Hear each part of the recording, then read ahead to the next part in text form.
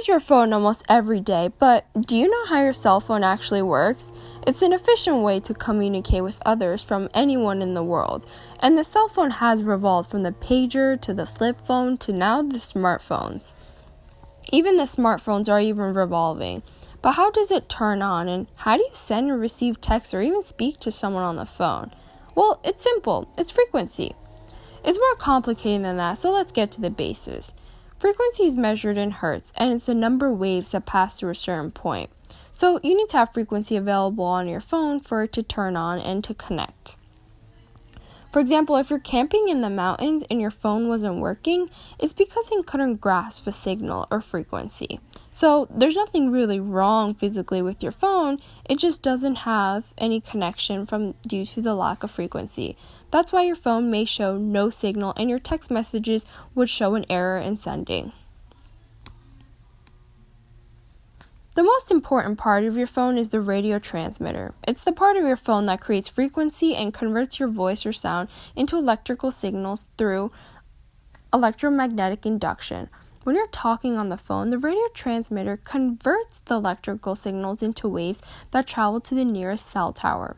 Those radio frequency waves are a form of energy in the electromagnetic spectrum between FM and microwaves, so they are pretty strong. That's why you would have a low chance of receiving service on top of the mountain compared to your home, which is on flat ground due to the distance within the cell tower. So you would get frequency. In old flip phones, you would actually see the radio transmitter as an antenna on the side of the phone. However, nowadays, technology has improved and the radio transmitters are now inside. The radio waves are transported at the speed of light due to the attraction of the magnetic field as shown in the image above.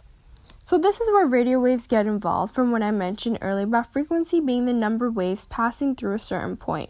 So the cell tower relies on the wave of the receiver's phone to connect those signals into sounds through the antennas, which you hear as the other person's voice.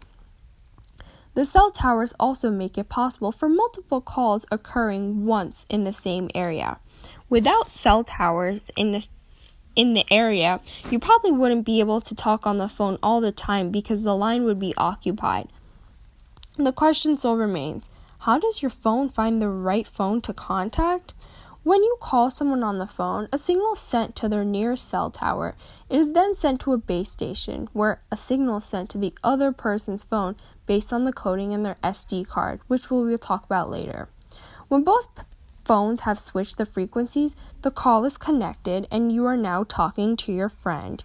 Yay!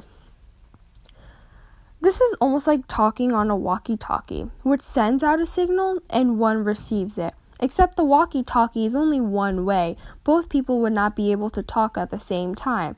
The cell phone, however, is almost like an advanced radio, where both people would take the frequency and they would be able to talk on the phone at once. The SD card in your phone stores all the memory of your device, such as music, photos, and contacts. It contains information and coding about your phone and phone number, like I talked about before. It's basically what makes your phone unique to you. It contains all the information, so if you were to get a new phone, you wouldn't have to re-download your music and put in your pictures, sync them in. You could just take out the SIM card and put it back in. Your phone is coded to recognize a certain coded way so that it would ring when it calls, using those radio waves that go almost everywhere. Thanks to the SD card, the phone numbers and the specific codes are very specific, so your phone